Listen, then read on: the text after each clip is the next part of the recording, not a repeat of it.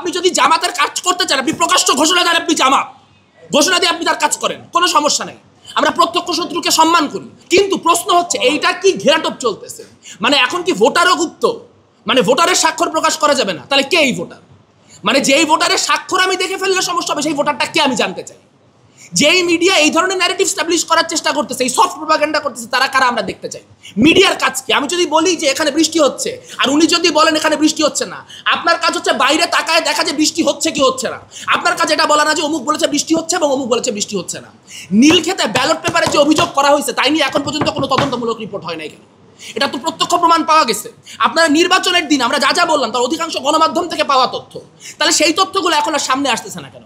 কারণ আমরা দেখতে পাচ্ছি ক্লিয়ারলি একটা মিডিয়া ন্যারেটিভ এস্টাবলিশ করার চেষ্টা করা হচ্ছে এবং নির্বাচন কেন্দ্রিক যে অনিয়ম, সেই অনিয়মের কথা তাকে কেউ বললেই তাকে নির্বাচন বানচাল করার চেষ্টা, অমুক তমুক ইত্যাদি বলা হচ্ছে। মিডিয়াগুলি একটি ন্যারেটিভ এস্টাবলিশ করার চেষ্টা করছেন। আমরা দেখতে পাচ্ছি নির্বাচনের সময় যারা নির্বাচন নিয়ে যৌক্তিক প্রশ্ন তুলেছেন তাদেরকে বারবার করে হয়রানি করার চেষ্টা করা হয়েছে এবং তাদেরকে মিডিয়া ফ্রেমিং করা হয়েছে যে তারা নির্বাচন বানচাল করার চেষ্টা করছে।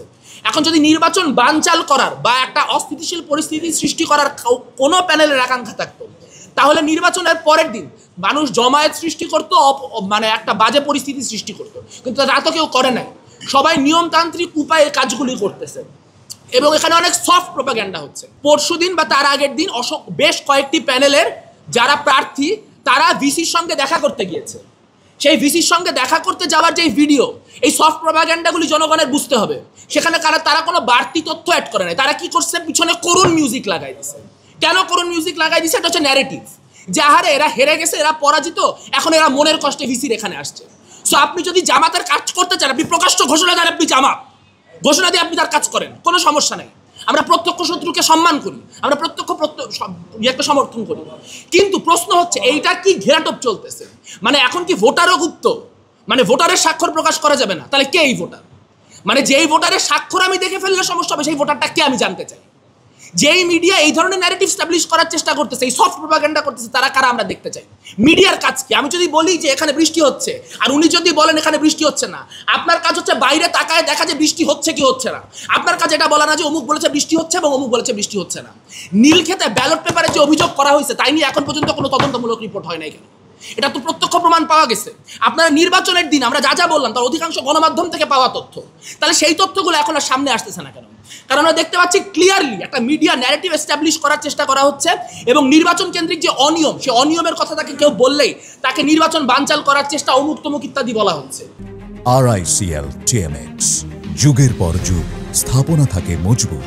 আমাদের বামপন্থীদের সম্পর্কে দীর্ঘদিন বলা হয়েছে যে আমরা জনবিচ্ছিন্ন, আমাদের কোনো ভিত্তি নাই, অমুক নাই তমুক নাই, কাজে আমাদের এখানে হারানোর কিছু নাই।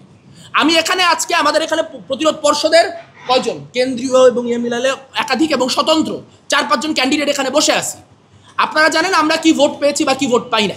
প্রশ্ন হচ্ছে আমি যদি প্রায় 5000 ভোট না পাই 50টা ভোটও পাইতাম, তাহলে কি আমার এই প্রশ্নগুলা ইললেজিটিমেট হয়ে যায় কিনা? আমি যদি 50টা ভোট পেয়েও এই প্রশ্নগুলা করি, এই আমার প্রশ্নগুলা ইললেজিটিমেট হয়ে যায় কিনা? তাহলে কে আসলে ভোটে হারার কারণে এইগুলি করছে? এই প্রশ্ন তো কোনো প্রশ্ন না। প্রশ্ন হচ্ছে যেই অনিয়মগুলোর কথা আমরা তুলতেছি, সেই অনিয়মগুলা আসলে অনিয়ম কিনা, সেটা খতায় দেখা হবে কিনা, সেটা তদন্ত করা হবে কিনা, দ্যাট ইজ দি কোয়েশ্চেন। এবং আমরা দেখতে পাচ্ছি যে ডাকসুকে একটা স্ট্যান্ডার্ড হিসেবে ধরা হয়। যদি আজকে ডাকসুতে এগুলা করে পার পায়ে যাওয়া হয়, তাহলে কালকে রাকসু নির্বাচন আছে, তারপর চাকসু নির্বাচন আছে।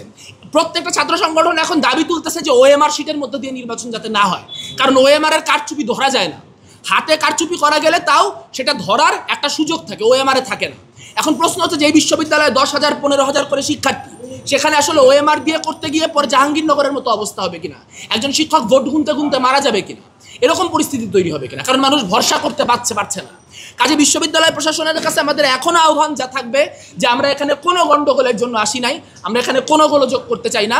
আমরা যে প্রশ্নগুলি করছি সেই প্রশ্নগুলির উত্তর আমাদেরকে দেন।